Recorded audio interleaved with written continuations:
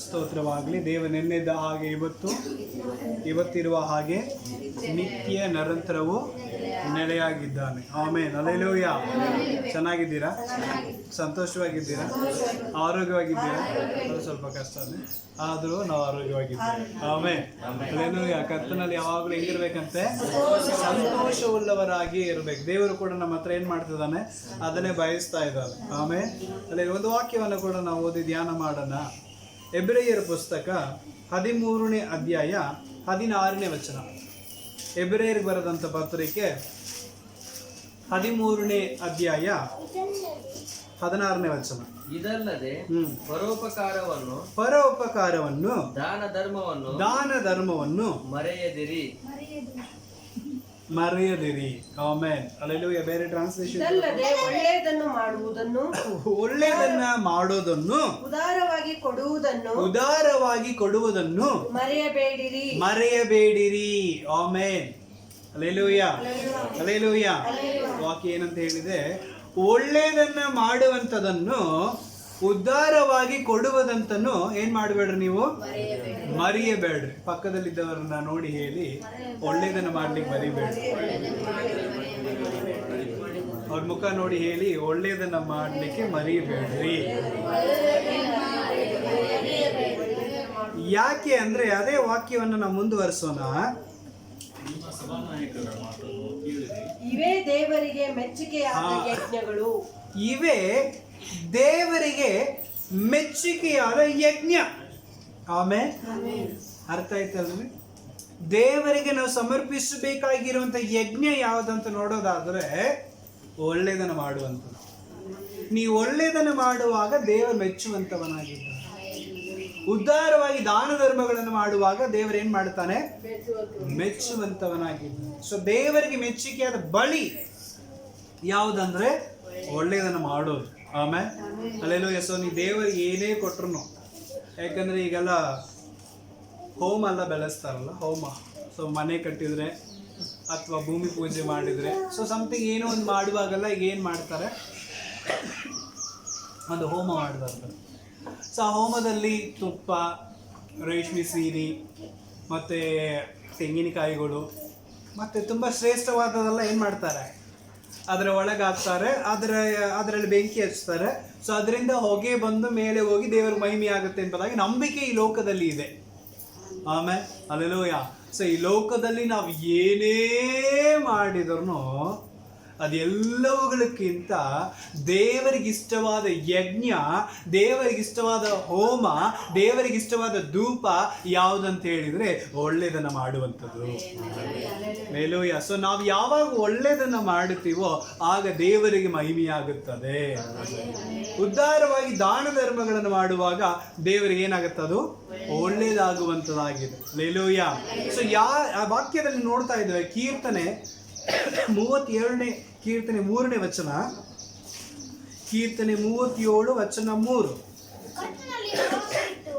ಕರ್ತನಲ್ಲಿ ಭರವಸವಿಟ್ಟು ಒಳ್ಳೆಯದನ್ನ ಮಾಡು. ಆಮೇಲೆ ಹಲ್ಲೆಲೂಯಾ. ಕರ್ತನಲ್ಲಿ ಭರವಸೆ ಇಟ್ಟು ಏನ್ ಮಾಡು? ನೀನು ಒಳ್ಳೆಯದನ್ನ ಮಾಡು. ಒಳ್ಳೆಯದನ್ನ ಮಾಡುವಾಗ ಯಾರನ್ನ ಎದುರಿಗೆ ಇಟ್ಕೋಬೇಕು ನೀನು? ಆಮೇಲೆ ಹಲ್ಲೆಲೂಯಾ. ಅವ್ರು ಎಂತ ಕೆಟ್ಟವರಾಗಿರಲಿ, ಅವ್ರು ಎಂತ ನೀಚರಾಗಿರಲಿ, ಅವ ಎಂತ ಶತ್ರುವಾಗಿರಲಿ, ಆದ್ರೆ ನೀನು ಅವ್ರಿಗೆ ಏನ್ ಮಾಡು? ನೀನು ಒಳ್ಳೆಯದನ್ನ ಮಾಡು. ಯಾಕಂದ್ರೆ ನೀನು ಕರ್ತನ ಮೇಲೆ ಭರವಸೆ ಇಟ್ಟುಕೊಂಡಿದ್ದಿ. ಆಮೇಲೆ ಕರ್ತನ ಮೇಲೆ ಭರವಸೆ ಇಟ್ಟುಕೊಂಡು ಏನ್ ಮಾಡು? ನೀನು ಒಳ್ಳೆಯದನ್ನ ಮಾಡಬೇಕು. ಯಾಕಂದ್ರೆ ಯೇಸು ಸ್ವಾಮಿ ಕೂಡ ಹೇಳಿದ ಒಂದು ಮಾತಿದೆ. ನಿನ್ನ ಶತ್ರುಗಳನ್ನು ಏನ್ ಮಾಡು? ನಿನ್ನ ಶತ್ರುಗಳನ್ನು ಏನ್ ಮಾಡು? ನೀನು ಮತ್ತಾಯ 5ನೇ ಅಧ್ಯಾಯ 44ನೇ ವಚನ. ಮತ್ತಾಯ 5ನೇ ಅಧ್ಯಾಯ ವಚನಗಳು 44ನೇ ವಚನಗಳಿಂದ ವಾಕ್ಯಗಳನ್ನು ಓದೋಣ.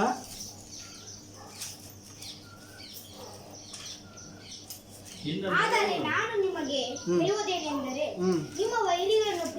ನಿಮ್ಮ ವೈರಿಗಳನ್ನು ಏನ್ ಮಾಡ್ರಿ? ನೀವು ಪ್ರೀತಿಸುರಿ. ನಿಮ್ಮನ್ನು ಶಪಿಸುವಂತವರನ್ನು ಆಶೀರ್ವದಿಸುರಿ. ನಿಮ್ಮನ್ನು ಹಾಗೆ ಮಾಡುವವರಿಗೆ ಒಳ್ಳೆಯದನ್ನ ಮಾಡಿರಿ. ಆಮೇನ್. ಹೀಗೆ ಮಾಡುವುದರಿಂದ ಏನಾಗತ್ತೆ?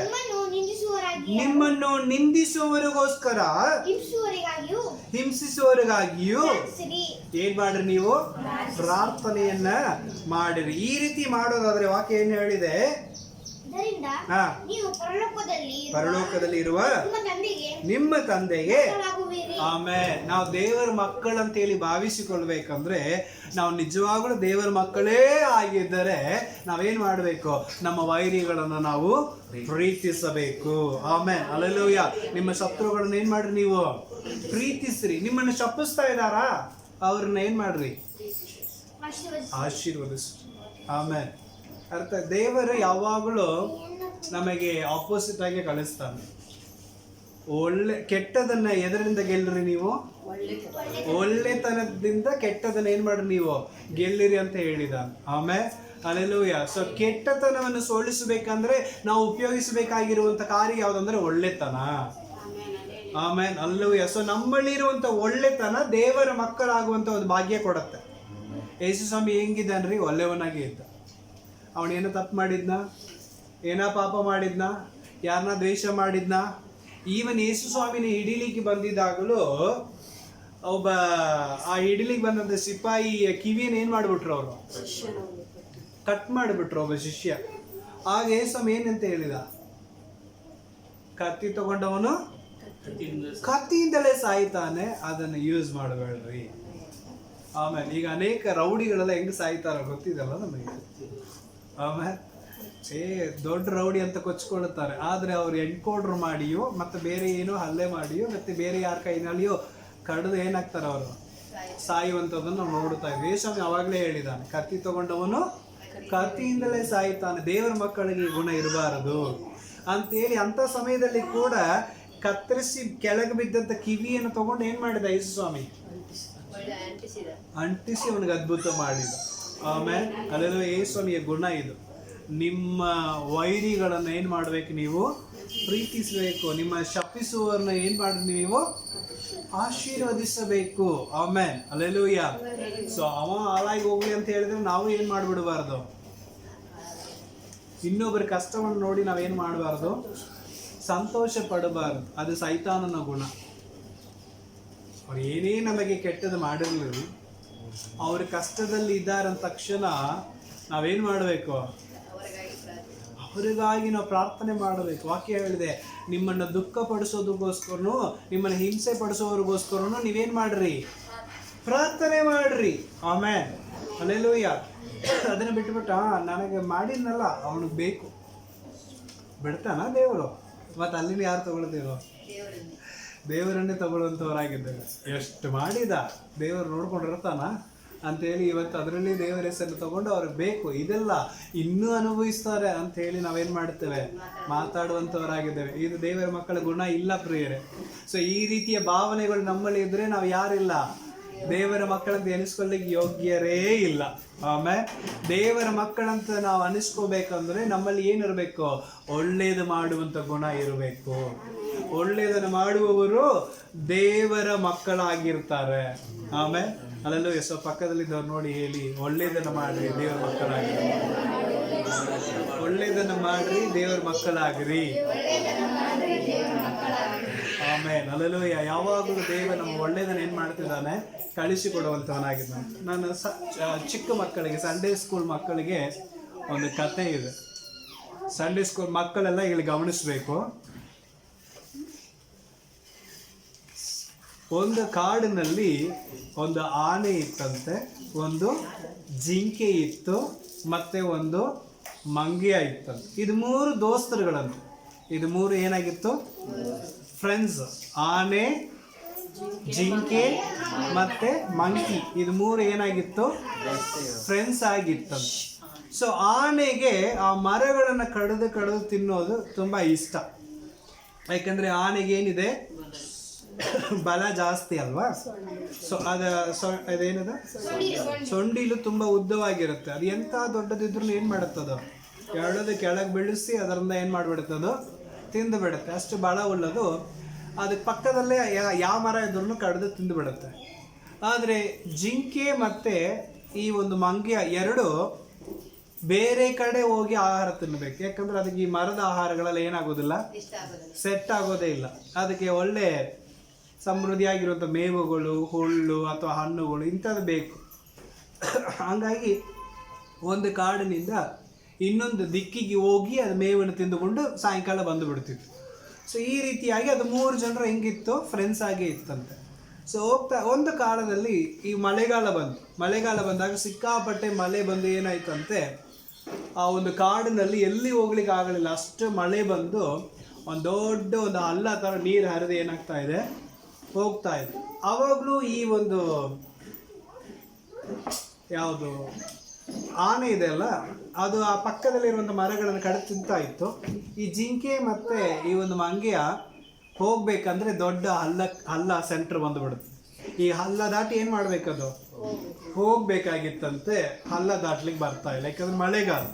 ಸೊ ಅದು ಹಂಗೆ ಒಂಚೂರು ಹಳ್ಳ ಅನ್ನೋದು ಗೊತ್ತಿದೆಯಲ್ಲ, ಈಗ ಕಾಟಾರು ಅಂತೀವಿ ನಮ್ಮ ಕಡೆ ಎಲ್ಲ, ಅದರಲ್ಲಿ ಸಿಕ್ಕಾಕೊಂಡ್ರೆ ಉಳಿಯೋದು ಕಷ್ಟ. ಯಾಕಂದ್ರೆ ಸಿಕ್ಕಾಪಟ್ಟೆ ನೀರು ಏನಾಗ್ತಾ ಇರ್ತಾವೆ, ಹರಿತಾ ಇರ್ತಾವೆ. ದಿಢೀರಂತ ಅದರಲ್ಲಿ ಸಿಕ್ಕಾಕೊಂಡ್ಬಿಟ್ರೆ ಉಳಿಯೋದು ಕಷ್ಟ. ಹಂಗಾಗಿ ಜಿಂಕೆ ಮತ್ತು ಆ ಒಂದು ಮಂಗೆ ಎರಡು ಹೋಗ್ಲಿಕ್ಕೆ ಆಗ್ತಾ ಇಲ್ಲ. ಸೊ ಆದರೆ ಸರಿ, ಓಕೆ, ನಮ್ಮ ಫ್ರೆಂಡ್ ತಾನೇ, ಇವನ ಹತ್ರ ಹೋಗಿ ಏನು ಮಾಡೋಣ, ಸಹಾಯ ಕೇಳೋಣ ಅಂತೇಳಿ ಆನೆ ಹತ್ರ ಹೋಗಿ ಸಹಾಯ ಕೇಳಿತ್ತಂತೆ. ಯಪ್ಪ, ನಿನಗಾದ್ರೂ ಮೇವಿಲ್ಲಿ ಸಿಗತ್ತೆ, ಅದು ನಮಗೆ ಸಿಗ್ತಾ ಇಲ್ಲ. ನಾವು ಹೋಗ್ಬೇಕಂದ್ರೆ ಹಳ್ಳ ಐತಿ, ಹಳ್ಳ ದಾಟಬೇಕು. ಅದಕ್ಕೆ ಏನಾದರೂ ನೀನು ನನಗೇನು ಮಾಡಬೇಕು, ಹೆಲ್ಪ್ ಮಾಡಬೇಕು. ನೀನು ಇಷ್ಟೆಲ್ಲ ಮರ ಕಡಿತಾ ಇದೆಯಲ್ಲ, ಸೊ ಈ ಮರಗಳನ್ನು ಇಟ್ಟುಕೊಂಡು ನಮಗೇನು ಮಾಡು, ಆ ಕಡೆ ಪಾಸ್ ಆಗಿ ಹೋಗ್ಲಿಕ್ಕೆ ನಮಗೊಂದು ಚೂರು ಹೆಲ್ಪ್ ಮಾಡು ಅಂತ ಹೇಳುವಾಗ ಈ ಒಂದು ಆನೆ ಏನು ಹೇಳುತ್ತಂತೆ, ನನಗೆಲ್ಲ ಆಗೋದಿಲ್ಲಪ್ಪ, ಏನು ನಿಮಗೆ ಕೆಲಸ ಮಾಡ್ಲಿಕ್ಕೆ ನಾ ಬಂದಿನ ಅಂತೇಳಿ ಆನೆ ಏನು ಮಾಡ್ತಂತೆ, ಹೆಲ್ಪ್ ಮಾಡಲಿಲ್ಲ. ಎಷ್ಟೋ ಬೇಡ್ಕೊಳ್ತಂತೆ, ಯಾರು ಜಿಂಕೆ ಮತ್ತು ಮಂಕಿ ಎಷ್ಟೋ ಬೇಡಿಕೊಂಡ್ರು ಆ ಒಂದು ಆನೆ ಏನು ಮಾಡಲಿಲ್ಲ, ಆಗೋದಿಲ್ಲ ನಡ್ರಪ್ಪ, ನೀವು ತಿಂದ್ರಿ, ಬಿಡ್ರಿ, ಹೋದ್ರೆ ಹೋಗ್ರಿ, ಇದ್ರೆ ಇರ್ರಿ ಅಂತೇಳಿ ತನಗೆ ಮಾತ್ರ ಮೇವು ಸಿಕ್ಕೈತಲ್ಲ, ಚೆನ್ನಾಗಿ ಏನು ಮಾಡ್ತಾ ಇತ್ತು, ತಿನ್ನುತ್ತಾ ಇತ್ತಂತೆ. ಇದು 2 ಉಪವಾಸದಲ್ಲಿ ಹಂಗೆ ಬೆಳೀತಾ ಇತ್ತು. ಸೊ ಹಿಂಗೆ ಆ ಒಂದು ಆನೆ ತಿನ್ನುತ್ತಾ ತುಂಬ ಆಸೆಯಿಂದ ತಿಂತಾ ಹೋಗ್ತಾ ಇರುವಾಗ ಆನೆ ಕಾಲಿನಲ್ಲಿ ದೊಡ್ಡ ಒಂದು ಮುಳ್ಳು ನಟ್ಟು ಬಿಡುತ್ತೆ. ಆನೆ ಕಾಲಿನಲ್ಲಿ ಏನಾಗಿದೆ, ದೊಡ್ಡ ಮುಳ್ಳು ಏನಾಗ್ಬಿಟ್ಟೈತಿ, ನಟ್ಟಿದೆ. ಹಾಗಾಗಿ ಆನೆಗೆ ಮುಂದೆ ಹೋಗ್ಲಿಕ್ಕೆ ಆಗ್ತಾ ಇಲ್ಲ, ತುಂಬ ಒದ್ದಾಡ್ತಾ ಇತ್ತು. ಯಾಕಂದರೆ ಅದು ತಾನೇ ತಗೊಳ್ಳೋಕ್ಕೂ ಬರೋದೇ ಇಲ್ಲ ಮುಳ್ಳು ನಟ್ಟಿದ್ರೆ. ಸೊ ಹಂಗಾಗಿ ತುಂಬ ಒದ್ದಾಡ್ತಾ ಇತ್ತಂತೆ. ಸೊ ಒದ್ದಾಡಿ ಇರುವಾಗ ಅದಕ್ಕೆ ಒಂದು ಯೋಚನೆ, ಅಯ್ಯಯ್ಯೋ, ಈಗ ಅವ್ರ ಹತ್ರ ಹೇಳಿದ್ರೆ ನಾನು ಅವರಿಗೆ ಮಾಡಲಿಲ್ಲ, ಈಗ ಅವ್ರು ನನಗೆ ಮಾಡ್ತಾರ, ಖಂಡಿತವಾಗಿ ನನಗೆ ಮಾಡೋದಿಲ್ಲ ಅಂತೇಳಿ ಅದು ಒದ್ದಾಡ್ಕೊಂಡೆ ಊಟ ಮಾಡೋದು ಬಿಟ್ಟು ಆ ನೋವಿನಲ್ಲಿ ನರಳಾಡ್ತಾ ಇತ್ತಂತೆ. ಇದನ್ನು ನೋಡಿದ ಜಿಂಕೆ ಮತ್ತು ಮಂಗೆ ಏನಾಯಿತು, ಬಂದು ನೋಡ್ತಿತ್ತಂತೆ. ಏನಾಯಿತು ಅಂತ ಕೇಳುವಾಗ, ಇಲ್ಲ ಹಿಂಗೆ ಆಗ್ಬಿಟ್ಟೈತಿ, ಆದ್ರೆ ನೀವು ನನಗೆ ಹೆಲ್ಪ್ ಮಾಡೋಂಗಿಲ್ಲ, ಗೊತ್ತೈತಿ, ನಾನೇನು ಮಾಡಲಿಲ್ಲಲ್ಲ ಅಂತೇಳಿ ಪಶ್ಚಾತ್ತಾಪದಿಂದ ಮಾತಾಡುವಾಗ, ಅದಕ್ಕೆ ಏನು ಸಂಬಂಧ, ಒಬ್ರಿಗೊಬ್ಬರು ಸಹಾಯವಾಗಿರ್ಬೇಕು ಅನ್ನೋದು ತಾನೇ ದೇವರ ಗುಣ ಅಂತೇಳಿ ಈ ಒಂದು ಜಿಂಕೆ ಮತ್ತು ಮಂಗಿಯ ಹೋಗಿ ಆ ಕಾಲಿನಲ್ಲಿ ನಟ್ಟಿರುವಂಥ ಮುಳ್ಳನ್ನು ಏನು ಮಾಡ್ತಂತೆ, ತೆಗೆದು ಹಾಕಿದ ಮೇಲೆ ಅದು ವಿಶ್ರಾಂತಿಯಾಗಿ ಹಗೂರಾಯ್ತಂತೆ.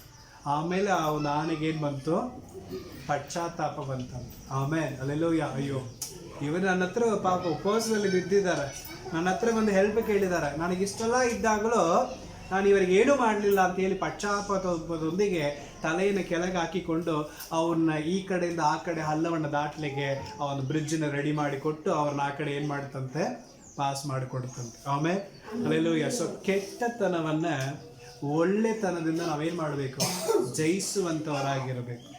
ಅಲ್ಲೆಲ್ಲೋಯ್ಯ. ಅವ್ರು ನಮಗೆ ಮಾಡಿಲ್ಲ, ನಾನು ಯಾಕೆ ಮಾಡಬೇಕು? ಈ ಗುಣ ಇದ್ದರೆ ನಾವು ಸಾಯೋ ತನಕ ನರಳುತ್ತಾನೆ ಇರ್ತೀವಿ, ಯಾರು ನಮಗೇನು ಮಾಡೋಂಗಿಲ್ರಿ, ಸಪೋರ್ಟ್ ಮಾಡೋದೇ ಇಲ್ಲ. ನಿಜವಾಗಲೂ ನಾವು ಒಳ್ಳೆತನವನ್ನು ತೋರಿಸುವಾಗ ಕೆಟ್ಟತನ ಕೂಡ ಏನಾಗುತ್ತೆ, ಬದಲಾಗುವಂಥದ್ದಾಗಿದೆ. ಸೊ ಅದನ್ನು ದೇವರ ವಾಕ್ಯದಲ್ಲಿ ಕೂಡ ನಾವು ನೋಡ್ತಾ ಇದ್ದೇವೆ. ಕರ್ತನನ್ನು ನಂಬಿ ಏನು ಮಾಡು, ನೀನು ಒಳ್ಳೆಯದನ್ನು ಮಾಡು, ಆಗ ದೇಶದಲ್ಲಿರುವಂಥ ಎಲ್ಲ ಒಂದು ಫಲಗಳನ್ನು ಏನು ಮಾಡ್ತೀನಿ, ನೀನು ತಿನ್ನುವಂಥವನಾಗುತ್ತೆ ಎಂಬುದಾಗಿ ವಾಕ್ಯದಲ್ಲಿದೆ. ಆಮೇಲೆ ಸೊ ಇವತ್ತು ಯಾರನ್ನು ನಂಬಿ ನಾವು ಒಳ್ಳೆಯದನ್ನು ಮಾಡಬೇಕು, ಮನುಷ್ಯರು ನೋಡಿ ಒಳ್ಳೆಯದನ್ನು ಮಾಡೋಕೆ ಹೋಗ್ಬೇಡ.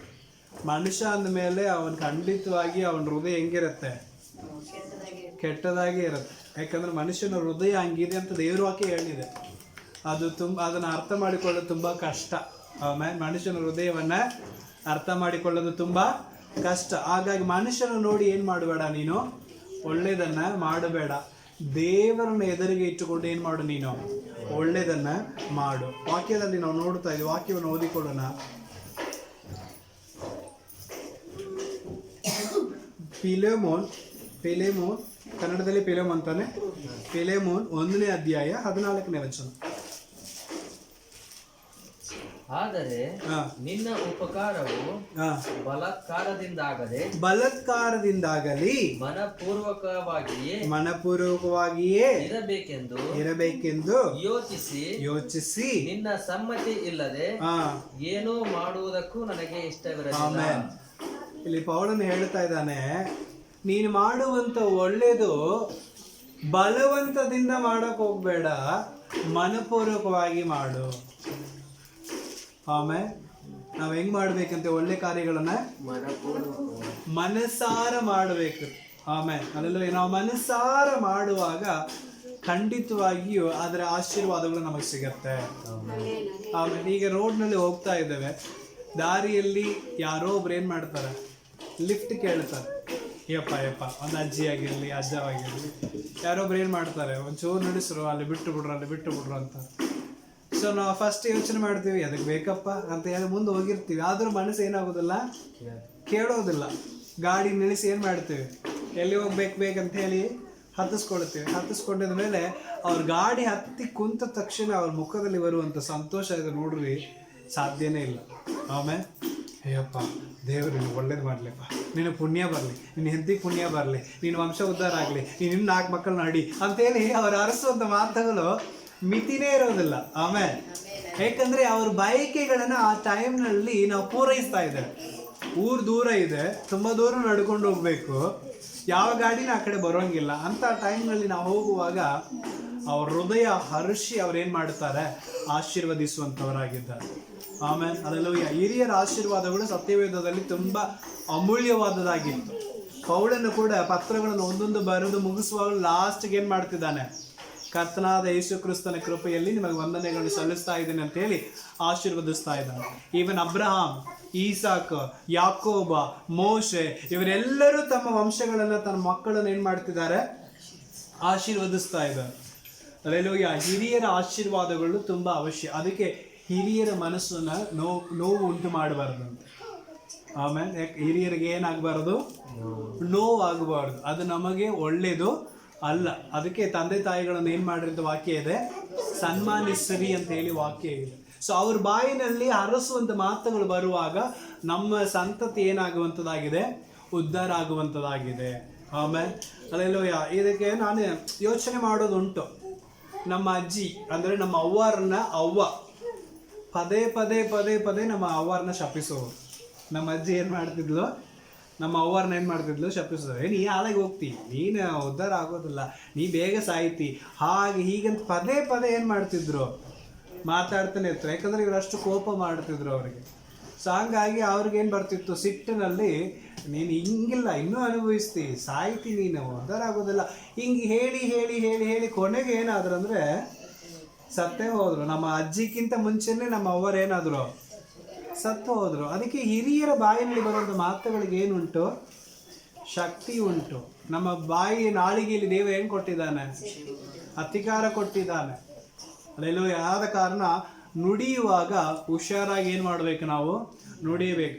ಅದಕ್ಕೆ ವಾಕ್ಯದಲ್ಲಿ ನಿಮ್ಮನ್ನು ಶಪಿಸುವವರನ್ನು ಕೂಡ ಏನು ಮಾಡ್ರಿ ಅಂತ ದೇವರು ಹೇಳಿದಾನೆ, ಆಶೀರ್ವದಿಸುವಿ. ಯಾಕಂದ್ರೆ ನಿಮ್ಮ ಬಾಯಿನಲ್ಲಿ ಏನುಂಟು, ಅಧಿಕಾರ ಇದೆ. ನೀನು ಹೇಳುವಂಥದ್ದನ್ನು ದೇವರು ಹಂಗೆ ಮಾಡಲಿಕ್ಕೆ ಆತನು ಶಕ್ತನಾಗಿದ್ದಾನೆ. ಸೊ ದಯವಿಟ್ಟು ಯಾರನ್ನು ಶಪಿಸ್ಲಿಕ್ಕೆ ಹೋಗಬೇಡ್ರಿ. ಸಮ್ಟೈಮ್ಸ್ ನಮಗೇ ಗೊತ್ತಿಲ್ಲದೆ ನಾವೇನು ಮಾಡ್ತಾ ಇರ್ತೇವೆ, ಎಡವಟ್ಟುಗಳನ್ನು ತಂದುಕೊಳ್ಳುತ್ತೇವೆ. ನಮ್ಮ ಸಭೆಯಲ್ಲಿ ಒಬ್ಬರು ಇದ್ದಾರೆ, ಹುಮ್ಮಸ್ನಲ್ಲಿ ಉತ್ಸಾಹದಲ್ಲಿ ಸಾಕ್ಷಿ ಹೇಳ್ತೀನಿ ಅಂತ ಹೇಳಿ ಏನು ಹೇಳಬೇಕು ಗೊತ್ತಿಲ್ಲದೆ ಏನು ಮಾಡಿದ್ರು, ಸಾಕ್ಷಿ ಹೇಳಿದರು. ಆ ವರ್ಷವೆಲ್ಲ ಒದ್ದಾಡಿದರು. ಆಮೇಲೆ ಅಲ್ಲೆಲ್ಲೂಯ್ಯ, ಅರ್ಥ ಆಯ್ತಲ್ಲ. ಇವು 1 ವರ್ಷ ಎಲ್ಲ ನಾನು ಹಾಸ್ಪಿಟ್ಲಿಗೆ ಹೋಗಲಿಲ್ಲ, ಸೊ ತುಂಬ ಚೆನ್ನಾಗಿದ್ದೆ, ದೇವರು ನನಗೆ ತುಂಬ ಆಶೀರ್ವಾದ ಕೊಟ್ಟ, ಹಂಗೆಲ್ಲ ಹುಮ್ಮಸ್ನಲ್ಲಿ ಏನು ಮಾಡಿಬಿಟ್ಟ, ಸಾಕ್ಷಿ ಹೇಳಿದ. ಇದೇ ಪ್ರಕಾರ ಈ ವರ್ಷದಲ್ಲಿಯೂ ಏನೋ ಒಂದು ಮಾತು ಹೇಳಿದ, ಆರಾಮಾಗಿರಬೇಕು, ಅನಾರೋಗ್ಯದಲ್ಲಿ ಇರ್ಬೇಕಾದ್ರೆ ಏನೋ ಒಂದು ವಾಕ್ಯ ಏನಾಗ್ಬಿಟ್ಟೈತಿ, ಉಲ್ಟಾ ಪಲ್ಟಾ ಬಂದು ಬಿಟ್ಟೈತಿ. ಆ ವರ್ಷವೆಲ್ಲ ಹಾಸ್ಪಿಟ್ಲು ಅಂತೇಳಿ ಒದ್ದಾಡ್ಬಿಟ್ಟಿದ್ವಿ. ಆಮೇಲೆ ಹಲ್ಲೆಲೂಯಾ. ಸೊ ನಮ್ಮ ಬಾಯಿನಲ್ಲಿ ಬರುವಂಥ ಮಾತುಗಳು ಒಳ್ಳೆಯದಾಗಿರ್ಬೇಕು. ಅಪ್ಪಿತಪ್ಪಿ ಕೂಡ ನಾವೇನು ಮಾಡಬಾರ್ದು, ತಪ್ಪಾದ ಮಾತುಗಳನ್ನು ಬಾಯಿಂದ ಹೊರಗೆ ಬರಬಾರ್ದು. ಸಾಧ್ಯವಾದ ಮಟ್ಟಿಗೆ ದೇವರಿಗೆ ಇಷ್ಟವಾದ ಯಜ್ಞ ಯಾವುದಂದ್ರೆ ಒಳ್ಳೇದು ಮಾಡೋದು. ಆಮೇಲೆ ಹಲ್ಲೆಲೂಯಾ. ಎಂಥ ಪರಿಸ್ಥಿತಿಯಲ್ಲಿ ನೀವೇನು ಮಾಡ್ತಾ ಇರಬೇಕು, ಒಳ್ಳೇದನ್ನೇ ಮಾಡಬೇಕು. ಕೆಟ್ಟದನ್ನ ಏನು ಮಾಡಬಾರ್ದು, ನೀವು ಮಾಡಲೇ ಕೂಡದು. ಉದ್ಧಾರ ಮನಸ್ಸಿನಿಂದ ಏನು ಮಾಡಬೇಕು, ನೀವು ದಾನ ಧರ್ಮಗಳನ್ನು ಮಾಡುವಂಥವರಾಗಿರ್ಬೇಕು. ಆಮೇಲೆ ಸೊ ಕಟ್ಟಾಯದಿಂದ ಅಯ್ಯೋ ಅವ್ರು ಹೇಳಿದ್ದಾರೆ, ಅವ್ರ ಜವಾಬ್ದಾರಿ ಕೊಟ್ಟಿದ್ದಾರೆ, ಮಾಡಬೇಕಲ್ಲ, ಈ ಮನಸ್ಸಿನಿಂದ ಏನಿಲ್ರಿ, ಮಾಡಕ್ ಹೋಗ್ಬೇಡ್ರಿ. ಮನಪೂರ್ವಕವಾಗಿ ಏನು ಮಾಡಬೇಕು, ಮಾಡುವಂಥವರಾಗಿರ್ಬೇಕು. ಮನಪೂರ್ವಕವಾಗಿ ಮಾಡುವಾಗ ಮಾತ್ರ ದೇವರ ಆಶೀರ್ವಾದಗಳು ನಮಗೆ ಬರುವಂಥದ್ದಾಗಿದೆ. 2ನೇ ಥೆಸಲೋನಿಕೇಯರಿಗೆ ಬರೆದಂಥ ಪತ್ರಿಕೆ 3ನೇ ಅಧ್ಯಾಯ 13ನೇ ವಚನವನ್ನು ಓದಿಕೊಳ್ಳೋಣ. ಕರ್ತನಾದ ಯೇಸು 2ನೇ ಥೆಸಲೋನಿಕೇಯರಿಗೆ ಬರೆದ ಪತ್ರಿಕೆ 3ನೇ ಅಧ್ಯಾಯ 13ನೇ ವಚನ. ಸಹೋದರರೇ, ನೀವಾದರೂ ಒಳ್ಳೆಯದನ್ನು ಮಾಡುವುದರಲ್ಲಿ ಬೇಸರಗೊಳ್ಳಬೇಡಿರಿ. ಏನ್ ಮಾಡಬೇಡ್ರಿ, ಒಳ್ಳೇದನ್ನು ಮಾಡ್ಲಿಕ್ಕೆ ಏನಾಗಬಾರ್ದು, ಬೇಸರ ಆಗಬಾರ್ದು. ಆಮೇಲೆ ಹಲ್ಲೆಲೂಯಾ. ಈಗ ಏನಿಲ್ಲ, ಟಿವಿ ನೋಡ್ಬೇಕಂದ್ರೆ ಖುಷಿಯಿಂದ ಇಡೀ ರಾತ್ರಿ ಕುತ್ಕೊಂಡು ನಾವೇನ್ ಮಾಡ್ತೀವಿ, ಟಿವಿ ನೋಡ್ತೀವಿ. ಸೊ ನಮಗೆ ಒಂದು ಪರಿಚಯ ಆಗಿರೋ ಒಬ್ಬ ಸೇವಕರಿದ್ರು, ಒಂದು ಕೂಟಕ್ಕೆ ಹೋಗಿದ್ದೀವಿ. ಒಂದು ಮ್ಯಾಚ್ ಇತ್ತು ಅವಾಗ, ಇಂಡಿಯಾ ಮ್ಯಾಚ್ ಹೋಗ್ತಿದ್ರು. ರಾತ್ರಿ ಎಲ್ಲ ಕುತ್ಕೊಂಡು ಏನು ಮಾಡ್ತಿದ್ರು, ಅವರು ಮ್ಯಾಚ್ ನೋಡ್ತಿದ್ರು. ಏನಪ್ಪ ಇವರು ಅಂತ ಹೇಳಿ ನಮಗೆ ಡಿಸ್ಟರ್ಬೆನ್ಸ್ ಆಗಿತ್ತು. ಆದರೂ ಅವರು ಮ್ಯಾಚ್ ಮುಗಿಯೋ ತನಕ ಏನು ಮಾಡಲಿಲ್ಲ, ಮಕ್ಕೊಂಡೇ ಇಲ್ಲ. ಸೊ ಮ್ಯಾಚ್ ಮುಗಿದ ಮೇಲೇ, ಇಂಡಿಯಾ ಗೆದ್ದ ಮೇಲೇ ಅವ್ರು ಏನು ಮಾಡಿದರು, ಮಕ್ಕೊಂಡ್ರು. ಸೊ ಬೆಳಗ್ಗೆ ಪ್ರೇಯರ್, ನನ್ನ ಪಕ್ಕದಲ್ಲೇ ಅವರು ಕೂಡ ಕುಂತಿದ್ದಾರೆ. ಪ್ರೇಯರ್ಗೆ ಬಂದು ಕುಂತಿದ್ದಾರೆ, ಹಂಗೆ ಬೀಳ್ತಾರೆ ನನ್ನ ಮೇಲೆ. ಆಮೇಲೆ ಹಲ್ಲೆಲೂಯಾ. ಒಂದು ಮ್ಯಾಚ್ ನೋಡುವಾಗಿರುವಂಥ ಹುಮ್ಮಸ್ಸು, ಒಂದು ಸಿನಿಮಾ ನೋಡುವಾಗಿರುವಂಥ ಹುಮ್ಮಸ್ಸು, ಒಬ್ಬರತ್ತ ಕುತ್ಕೊಂಡು ಮಾತುಕತೆ ಹಂಗೆ ಜಾಲಿಯಾಗಿ ಮಾತಾಡುವಾಗಿರುವಂಥ ಹುಮ್ಮಸ್ಸು ದೇವರ ವಿಷಯದಲ್ಲಿಯೂ ಒಳ್ಳೆಯದನ್ನು ಮಾಡುವುದರಲ್ಲಿ ಇರೋದೇ ಇಲ್ಲ. ಆಮೇಲೆ ಹಲ್ಲೆಲೂಯಾ, ಹಲ್ಲೆಲೂಯಾ. ಯಾಕಂದ್ರೆ ದೇವ್ರ ವಾಕ್ಯ ಹೇಳಿದೆ, ಒಳ್ಳೆಯದನ್ನು ಮಾಡ್ಲಿಕ್ಕೆ ಏನಾಗಬಾರ್ದು, ನಾವು ಬೇಸರಗೊಳ್ಳಬಾರದು. ಉತ್ಸಾಹದೊಂದಿಗೆ ನಾವೇನು ಮಾಡಬೇಕಂತೆ, ಒಳ್ಳೆಯದನ್ನು ಮಾಡುವಂಥವರಾಗಿರ್ಬೇಕು. ಯಾಕೋ ಗೊತ್ತಿಲ್ಲ, ಕೆಲವೊಬ್ಬರಿಗೆ ಪ್ರಾರ್ಥನೆ ವಾಕ್ಯ ಅಂದರೆ ಏನು ಬಂದುಬಿಡುತ್ತೆ, ನಿದ್ದೆ ಬಂದುಬಿಡುತ್ತೆ. ಆಮೇಲೆ ಬೇರೆ ಟೈಮ್ನಲ್ಲಿ ನಿದ್ದೆ ಮಾಡೋದ್ರೂ ಏನು ಬರೋದಿಲ್ಲ, ನಿದ್ದೆ ಬರೋದೇ ಇಲ್ಲ. ಇದು ಬೈಬಲ್ ತಗೊಂಡ್ರೆ ಕೆಲವರಿಗೆ ಏನು ಬರುತ್ತೆ, ನಿದ್ದೆ ಬರುತ್ತೆ, ಆಕಳಿಕೆ ಬರುತ್ತೆ. ಆಮೇಲೆ ಹಲ್ಲೆಲೂಯಾ. ಸೊ ಪ್ರಿಯರೇ, ಒಳ್ಳೆ ಕಾರ್ಯಗಳನ್ನು ಮಾಡಲಿಕ್ಕೆ ಏನಿರಬಾರ್ದು, ನಮಗೆ ಬೇಸರ ಇರಬಾರದು. ಬೇಸರಗೊಳ್ಳುವವನು ಒಳ್ಳೆಯದನ್ನು ಮಾಡಲಿಕ್ಕೆ ಸಾಧ್ಯನೇ ಇಲ್ಲ. ಸೊ ಆದ ಕಾರಣ ಯಾವಾಗಲೂ ಉತ್ಸಾಹದೊಂದಿಗೆ ನಾವೇನು ಮಾಡಬೇಕು, ಒಳ್ಳೆ ಕಾರ್ಯಗಳನ್ನು ಮಾಡುವಂಥವರಾಗಿರಬೇಕು. ವಾಕ್ಯದಲ್ಲಿ ನಾವು ನೋಡಿಕೊಳ್ಳೋಣ. ಜೇಮ್ಸ್, ಯಾಕೋಬನ ಪುಸ್ತಕ 4ನೇ ಅಧ್ಯಾಯ 17ನೇ ವಚನ. ಯಾಕೋಬನ ಪುಸ್ತಕ 4ನೇ ಅಧ್ಯಾಯ 17ನೇ ವಚನ. ಹೀಗಿರುವುದರಿಂದ ಒಳ್ಳೆಯದನ್ನು ಮಾಡಬೇಕು ಎಂದು ತಿಳಿದು ಒಳ್ಳೆಯದನ್ನ ಮಾಡಬೇಕಂತ ತಿಳಿದು ಅದನ್ನ ಮಾಡದೇ ಇರುವವನು ಇದು ಪಾಪವಾಗಿದೆ. ಆಮೇಲೆ ಅದು ಅವನಿಗೆ ಏನಾಗಿದೆ, ಪಾಪ. ಆಮೇಲೆ ಒಳ್ಳೇದ ಮಾಡ್ಲಿಕ್ಕೆ ಗೊತ್ತಿದ್ರು ನಾನು ಒಳ್ಳೇದನ್ನ ಮಾಡಲಿಲ್ಲ ಅಂದ್ರೆ ಅದು ನನಗೇನಾಗಿದೆ, ಪಾಪ. ಯೇಸು ಸ್ವಾಮಿ ಒಂದು ಸಾಮ್ಯವನ್ನು ಹೇಳಿದ. ಒಬ್ಬ ವ್ಯಕ್ತಿ ಏನಾಗಿದ್ದಾನಲ್ಲಿ, ಬಿದ್ದಿದ್ದ, ಗಾಯಗೊಂಡು ಏನಾಗಿದ್ದಾನೆ, ಬಿದ್ದಿದ್ದಾನೆ. ಸೊ ಕಳ್ಳರೆಲ್ಲ ಅವನ್ನ ಹೊಡೆದು ಬಡಿದು ಅವನ ಹತ್ರದ್ದು ಎಲ್ಲ ಕಸ್ಕೊಂಡು ಅವನ ಅರಜೀವ ಮಾಡಿ ಏನು ಮಾಡಿಬಿಟ್ರಂತೆ, ಬಿಟ್ಟು ಹೋಗ್ಬಿಟ್ರು. ಅಲ್ಲಿ 3 ಟೈಪ್ ಜನ ಬಂದರು. ಯಾರ್ಯಾರು? ಸೊ ಒಬ್ಬನು ಲೇವಿಯನು. ಆಮೇಲೆ ಸೊ ಅವ ಏನು ಮಾಡ್ತಿದ್ದಾನೆ, ಆ ಕಡೆ ಬರ್ತಾನೆ, ನೋಡ್ತಾನೆ, ಹೋರೆಯಾಗಿ ಹೋಗ್ತಾನೆ. ಇನ್ನೊಬ್ಬನು ಯಾರು ಬರ್ತಿದ್ದಾನೆ,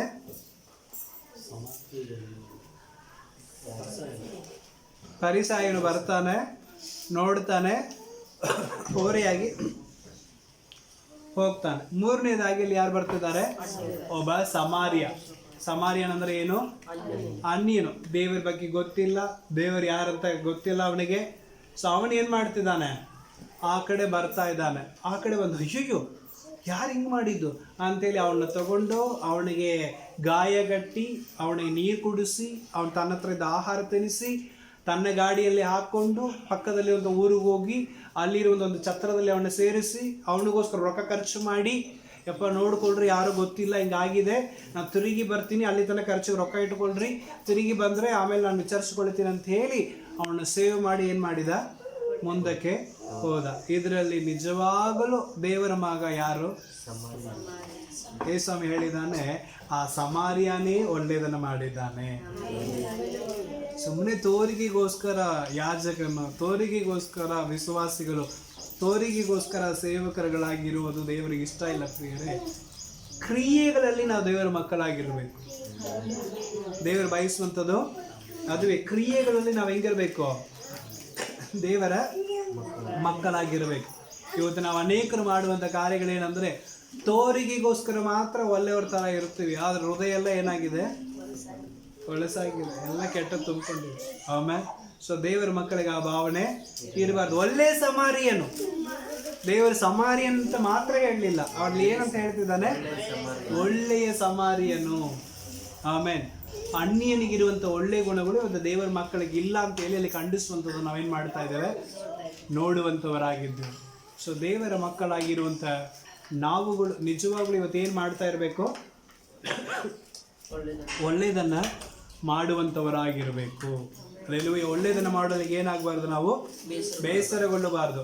ಒಳ್ಳೇದು ಮಾಡ್ಲಿಕ್ಕೆ ಗೊತ್ತಿದ್ರು ಅದನ್ನು ಮಾಡದೆ ಹೋದರೆ ನಮಗೇನಾಗಿದೆ? ಅದು ಪಾಪ. ನಾವು ಪಾಪನೇ ಮಾಡಿಲ್ಲ ಅಂತ ಹೇಳಿದ್ರು ನೀನು ಒಳ್ಳೇದನ್ನು ಮಾಡಲಿಲ್ಲಲ್ಲ, ಅದು ಪಾಪನೇ. ಆಮೇಲೆ ಅನೇಕರು ಅನ್ಕೊಂಡಿರ್ತಾರೆ, ನಾನೇನು ಒಳ್ಳೇದು ಮಾಡಿಲ್ಲಪ್ಪ, ಆದರೆ ನಾನು ಪಾಪನೂ ಮಾಡಲಿಲ್ಲ ಅಂತ ಹೇಳಿರ್ತಾರಲ್ಲ, ಅವರಿಗೆ ವಾಕ್ಯ, ಇನ್ನು ಒಳ್ಳೇದು ಮಾಡಲಿಲ್ಲ ಪಾಪನೂ ಮಾಡಲಿಲ್ಲ, ಆದರೆ ಒಳ್ಳೇದು ಮಾಡ್ಲಿಕ್ಕೆ ಗೊತ್ತಾಯ್ತಲ್ಲ, ಒಳ್ಳೇದು ಮಾಡ್ಲಿಕ್ಕೆ ಗೊತ್ತಿದ್ರು ನೀನು ಒಳ್ಳೇದನ್ನು ಮಾಡಲಿಲ್ಲ ಅಂದ್ರೆ ಅದು ಏನಾಗಿದೆ? ಪಾಪವಾಗಿದೆ. ಅವ್ರ ಗುಣನೇ ನಾವು ಕಳೀಬಾರ್ದು, ನಮ್ಮ ಗುಣವನ್ನು ಅವ್ರಿಗೆ ಏನು ಮಾಡಬೇಕು? ಕಳಿಸುವಂಥವರಾಗಿರ್ಬೇಕು. ಜ್ಞಾನೋಕ್ತಿಗಳ ಪುಸ್ತಕ 3ನೇ ಅಧ್ಯಾಯ 27ನೇ ವಚನ.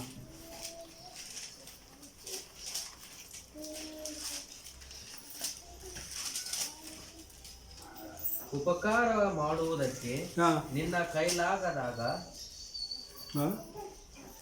ಉಪಕಾರ ಮಾಡುವುದಕ್ಕೆ ನಿನ್ನ ಕೈಲಾದಾಗ ಹೊಂದತಕ್ಕವನಿಗೆ ಅದನ್ನು ತಪ್ಪಿಸಬೇಡ. ಆಮೆನ್. ಬೇರೆ ಟ್ರಾನ್ಸ್ಲೇಷನ್ ಇದೆಯಾ? ನಿನಗೆ ಸಾಧ್ಯವಿರುವಾಗ ಹೊಂದತಕ್ಕವರಿಗೆ ಒಳ್ಳೆಯದನ್ನು ಮಾಡುವುದನ್ನು ತಪ್ಪಿಸಬೇಡ. ಆಮೆನ್. ಹಲ್ಲೆಲೂಯಾ. ನಿನಗೆ ಸಾಧ್ಯ ಇರುವಾಗ, ನಿನಗೆ ಖಂಡಿತವಾಗಿ ಅನುಕೂಲತೆ ಇರುವಾಗ ಯಾರಿಗಾದ್ರೂ ಒಬ್ಬರಿಗೆ ಉಪಕಾರ ಮಾಡಬೇಕು, ಒಳ್ಳೆಯದನ್ನು ಮಾಡಬೇಕು ಅಂತ ಹೇಳಿ ನಿನಗೆ ಅನುಕೂಲ ಇದ್ದಾಗ ಅವರಿಗೆ ಮಾಡದೇ ಇರಬೇಡ. ಅವಶ್ಯಕತೆ ಇದ್ದವರಿಗೆ ನಿನ್ನಿಂದ ಆಗತ್ತಂತೆ ಖಂಡಿತವಾಗಿ ಏನು ಮಾಡಬೇಕು? ನೀನು ಒಳ್ಳೆಯದನ್ನು ಉಪಕಾರವನ್ನು ಮಾಡೇ ಮಾಡಬೇಕು. ಹಲ್ಲೆಲೂಯಾ.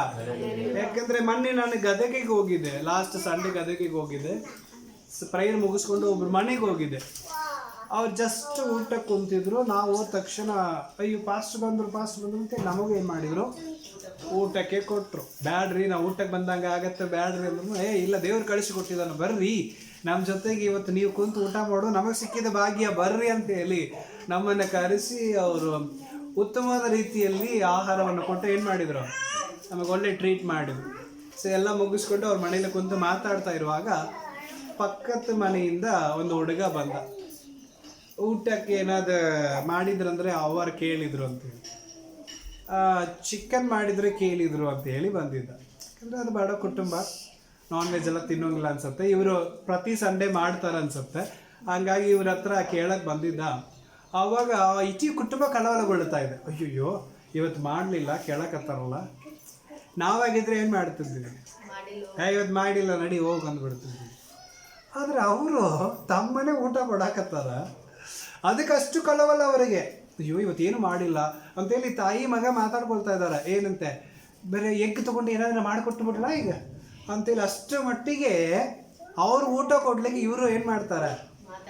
ಒದ್ದಾಡ್ಕೊಂಡವರಾಗಿದ್ದಾರೆ. ಆಮೇಲೆ ಅವ್ರ ಮಗ ಹೇಳಿದ, ಈಗ ಇದ್ದಿದ್ದನ್ನು ಏನು ಮಾಡು, ಕೊಟ್ಟು ಕಳಿಸು, ಸಾಯಂಕಾಲ ಹೆಂಗೋ ತರ್ತೀನಿ, ಮಾಡಿ ಕೊಡೋಕೆ ಬರುತ್ತೆ ಅಂತ ಹೇಳಿ ಮಗ ಹೇಳಿದ ಮೇಲೆ ಸೊ ಇದ್ದಿದ್ದ ಎಷ್ಟೊಂದು ರೊಟ್ಟಿ, ಎಷ್ಟೊಂದು ಪಲ್ಯ, ಎಲ್ಲ ಇದ್ದಿದ್ದಿಷ್ಟು ಕೊಟ್ಟಾರೇನೋ ಗೊತ್ತಿಲ್ಲ.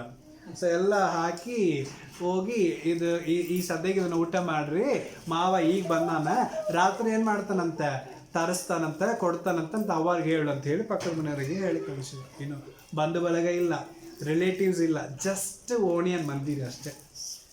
ಆಮೇಲೆ ಆದರೆ ಅವ್ರು ಎಷ್ಟು ಮಟ್ಟಿಗೆ ದೇವರ ಪ್ರೀತಿನಲ್ಲಿ ಏನು ಮಾಡ್ತಿದ್ದಾರೆ, ತೋರಿಸ್ತಾ ಇದ್ದಾರೆ. ಒಳ್ಳೇದನ್ನು ಮಾಡ್ಲಿಕ್ಕೆ ಅವಕಾಶ ಇದ್ದಾಗ ನಾವು ಒಳ್ಳೇದನ್ನು ಮಾಡಲೇಬೇಕು. ಯಾರಿಗೆ ಮಾಡಬೇಕು ಅಂತ ದೇವರಿಗೆ ಪ್ರೇರೇಪಣೆ ಕೊಟ್ಟಿದ್ದಾನೆ ಅವ್ರಿಗೆ ಏನು ಮಾಡಬೇಕು, ನಾವು ಮಾಡಲೇಬೇಕು. ಆದರೆ ನಾವು ಇದ್ರೂ ನಾವೇನು ಮಾಡೋಂಗಿಲ್ಲ. ಯಾಕೆ ಬಿಡು, ಅವ್ರಿಗೇನು ಕಡಿಮೆ. ಕೆಲವೊಮ್ಮೆ ಇಂಥ ಮಾತುಗಳು ನಾವು ಬರುತ್ತೆ, ಅಲ್ಲೆಲ್ಲೋ ಏನೋ ಕೇಳ್ಕೊಂಡು ಬಂದಿರ್ತಾರ, ಅವಾಗ ಅವ್ರಿಗೇನು ಕಡಿಮೆ ಬಿಡು, ಎಲ್ಲ ಇರ್ತಾವ, ಸುಮ್ಮನೆ ನಾಟಕ ಮಾಡ್ತಾರೆ ಅಂತೇಳಿ ಇದ್ರೂ ನಾವೇನು ಮಾಡೋಂಗಿಲ್ಲ, ಕೊಡೋದಿಲ್ಲ ಪ್ರಿಯರು. ಅಲ್ಲೆಲ್ಲೂಯ್ಯ. ಆದರೆ ದೇವರು ಇವತ್ತು ಮಾತಾಡ್ತಾ ಇದ್ದಾನೆ, ನಿನಗೆ ಮಾಡಲಿಕ್ಕೆ ಅವಕಾಶ ಇದ್ದಾಗ ಮಾಡತಕ್ಕವರಿಗೆ ಖಂಡಿತವಾಗಿ ಅದನ್ನ ಏನು ಮಾಡು, ನೀನು ಮಾಡು. ಅದು ದೇವರ ದೃಷ್ಟಿಯಲ್ಲಿ ಅಮೂಲ್ಯವಾಗಿರುತ್ತೆ. ಆಮೇಲೆ ಅಲ್ಲೆಲ್ಲೂಯ್ಯ. ಸೊ ನಿಜವಾಗಲೂ ಇವತ್ತು ದೇವರ ಒಂದು ಭಾರ ನಾವು ಒಳ್ಳೆಯದನ್ನು ಮಾಡಬೇಕು. ದೇವರ ಮಕ್ಕಳಿಗೆ ಬರ್ತಾ ಬರ್ತಾ ಏನಾಗ್ತಾ ಇದೆ, ಒಳ್ಳೇದು ಕಡಿಮೆ ಆಗ್ತಾ ಇದೆ. ಯಾಕಂದ್ರೆ ತಾವು ಒಳ್ಳೇದು ಮಾಡೋದು ಏನು ಮಾಡ್ತಾ ಇದ್ದಾರೆ, ಕಡಿಮೆ ಮಾಡ್ತಾ ಇದ್ದಾರೆ. ಅವ್ರಿಗೂ ಕೂಡ ಒಳ್ಳೇದಾಗೋದು ಏನಾಗ್ತಾ ಇದೆ, ಕಡಿಮೆ ಆಗ್ತಾನೆ ಇದೆ. ಸೊ ನಾವು ಒಳ್ಳೇದನ್ನು ಮಾಡೋದು ಏನು ಮಾಡೋಣ, ಹೆಚ್ಚಿಸುವಾಗ ನಮ್ಮ ಜೀವಿತದಲ್ಲಿ ಆಶೀರ್ವಾದಗಳು ಕೂಡ ಏನಾಗುವಂಥದ್ದಾಗಿದೆ, ಹೆಚ್ಚುವಂಥದ್ದಾಗಿದೆ. ಅಲ್ಲೆಲ್ಲೂಯ್ಯ. ಸೊ ಎಷ್ಟು ಮಟ್ಟಿಗೆ ನಾವು ಒಳ್ಳೇದನ್ನ ಮಾಡ್ಲಿಕ್ಕೆ ಪ್ರಯತ್ನ ಮಾಡ್ತೀವೋ ಅಷ್ಟು ಮಟ್ಟಿಗೆ ದೇವರ ಆಶೀರ್ವಾದಗಳು ನಮ್ಮ ಮೇಲೆ ಇರುತ್ತೆ. ಅಲ್ಲೆಲ್ಲೂಯ್ಯ. ಸೊ ಆದ ಕಾರಣ ಒಳ್ಳೆತನದಿಂದ ಕೆಟ್ಟತನವನ್ನು ಏನು ಮಾಡೋಣ, ನಾವು ಜಯಿಸೋಣ. ದೇವರಿಗೆ ಇಷ್ಟವಾದ ಯಜ್ಞ ಯಾವುದು, ಒಳ್ಳೆಯದನ್ನ ಮಾಡೋದು ಮತ್ತೆ ದಾನ ಧರ್ಮಗಳನ್ನ ಮಾಡುವಂಥದ್ದು ದೇವರಿಗೆ ಇಷ್ಟವಾದ ಯಜ್ಞ. ಆಮೇಲೆ ಸ್ವಲ್ಪ ಪಕ್ಕದಲ್ಲಿದ್ದವರಿಗೆ ಕೈ ಕೊಟ್ಟು ಇನ್ನೊಂದು ಸಾರಿ ಹೇಳಿ, ಒಳ್ಳೆಯದನ್ನು ಮಾಡುವಂಥದ್ದು, ದಾನ ಧರ್ಮಗಳನ್ನು ಮಾಡುವಂಥದ್ದು ದೇವರಿಗೆ ಇಷ್ಟವಾದ ಯಜ್ಞ. ಇನ್ನೊಂದು ಸಾರಿ ಹೇಳೋಣ, ಒಳ್ಳೆಯದನ್ನು ಮಾಡುವಂಥದ್ದು, ದಾನ ಧರ್ಮಗಳನ್ನು ಮಾಡುವಂಥದ್ದು ದೇವರಿಗೆ ಇಷ್ಟವಾದ ಯಜ್ಞ. ಆಮೇಲೆ ಈ ವಾಕ್ಯ ನಮ್ಮ ಹೃದಯದಲ್ಲಿ ಏನಾಗಬೇಕು, ಆಳವಾಗಿರಬೇಕು. ಇವತ್ತು ಇಡೀ ದಿನ ಈ ವಾಕ್ಯಗಳನ್ನ ಏನು ಮಾಡ್ತಾ ಇರ್ಬೇಕು, ನಾವು ಮೆಳಕಾಗ್ತಾನೇ ಇರಬೇಕು. ಆಮೇಲೆ ಒಳ್ಳೆಯದನ್ನು ಮಾಡಬೇಕು, ದಾನ ಧರ್ಮ ಮಾಡಬೇಕು, ಒಳ್ಳೆಯದನ್ನು ಮಾಡಬೇಕು, ದಾನ ಧರ್ಮ ಮಾಡಬೇಕು. ಇದು ದೇವರಿಗೆ ಇಷ್ಟವಾದ ಯಜ್ಞ. ಆಮೇಲೆ ಅಲ್ಲೆಲ್ಲೂಯ್ಯ. ನಾವು ಪ್ರಾರ್ಥನೆ ಮಾಡೋಣ. ಸರ್ವಶಕ್ತನು ನೀತಿವಂತನು ಆಗಿರುವಂಥ ತಂದೆಯಾದ ದೇವರೇ, ಈ ಒಂದು ಒಳ್ಳೆ ಅಮೂಲ್ಯವಾದ ಸಮಯಕ್ಕಾಗಿ ನಿಮಗೆ ಸ್ತೋತ್ರ. ಒಳ್ಳೆಯದನ್ನು ಮಾಡುವಂಥದ್ದು, ಉದ್ಧಾರವಾಗಿ ದಾನ ಧರ್ಮಗಳನ್ನು ಮಾಡುವಂಥದ್ದು ದೇವರಿಗೆ ಇಷ್ಟವಾದ ಯಜ್ಞ. ಒಳ್ಳೆಯದನ್ನು ಮಾಡಲಿಕ್ಕೆ ಬೇಸರಗೊಳ್ಳಬೇಡ್ರಿ. ಒಳ್ಳೆಯದನ್ನು ಮಾಡಲಿಕ್ಕೆ ಗೊತ್ತಿದ್ದನು ಅದನ್ನು ಮಾಡದೇ ಇದ್ದರೆ ಅದು ಪಾಪ. ಒಳ್ಳೆಯದನ್ನು ಮಾಡಲಿಕ್ಕೆ ತ್ರಾಣಿ ಇದ್ದಾಗ ಮಾಡತಕ್ಕವರಿಗೆ ಅದನ್ನು ಮಾಡಿರಿ. ಒಳ್ಳೆತನದಿಂದ ಕೆಟ್ಟತನವನ್ನು ಜಯಿಸುರಿ ಅಂತ ಇವತ್ತು ಅನೇಕ ವಾಕ್ಯಗಳನ್ನು ಇವತ್ತು ನಮ್ಮ ಕಳಿಸಿದಿರಿ ಸ್ವಾಮಿ. ನಿನ್ನನ್ನು ನಂಬಿ ಒಳ್ಳೆಯದನ್ನು ಮಾಡುವಂಥ ಗುಣವನ್ನು ನಮಗೆ ಕೊಟ್ಟಿದ್ದೀರಿ. ಈ ಒಳ್ಳೆತನದಲ್ಲಿ ಇನ್ನೂ ಬಹಳವಾಗಿ ನಾವು ನಂಬಿಕೆಯುಳ್ಳವರಾಗಿ ಕೆಟ್ಟವರಿಗೂ ನಾವು ಒಳ್ಳೆಯದನ್ನೇ ಮಾಡಬೇಕು ಸ್ವಾಮಿ. ಅಂಥ ಮನಸ್ಸುಗಳು ನಮಗೆ ಕೊಡು, ಆಶೀರ್ವಾದಗಳನ್ನು ನೀಡು. ನಿನ್ನ ಮಕ್ಕಳಾಗಿ ಅನೇಕರಿಗೆ ಸಾಕ್ಷಿಗಳಾಗಿರಲಿಕ್ಕೆ ಅನುಕೂಲ ಮಾಡು. ಆಶೀರ್ವದಿಸಿಕೊಡು, ಬಲಪಡಿಸು. ಯೇಸು ಕ್ರಿಸ್ತನ ಮುದ್ದಾದ ನಾಮದಲ್ಲಿ ಪರಿಶುದ್ಧಾತ್ಮನೇ ನಿನ್ನ ಸಹಾಯದಲ್ಲಿ ಪ್ರಾರ್ಥನೆಯಲ್ಲಿ ಬೇಡಿ ಹೊಂದುತ್ತಾ ಇದ್ದೇನೆ. ನಾನು ಜೀವ ಉಳಿಸರಿಗೆ ತಂದೆಯಾದ ದೇವರೇ. Amen. Amen. God bless. Praise God.